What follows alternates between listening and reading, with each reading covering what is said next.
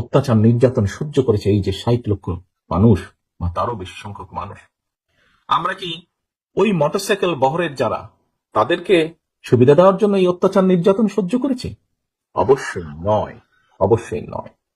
সহকর্মীবৃন্দ, মানুষ হিসাবে আমরা বিভ্রান্ত হয়তো হতেই পারি।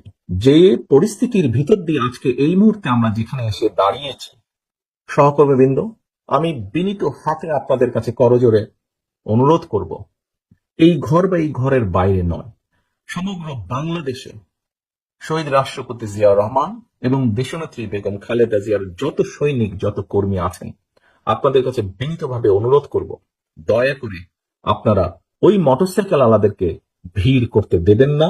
দয়া করে আপনারা নিজেদের প্রত্যেককে, দয়া করে আপনারা শহীদ রাষ্ট্রপতি জিয়া রহমানের জানাজার চিত্রটা মনে করবেন এবং দয়া করে আপনারা বিভ্রান্ত হয়ে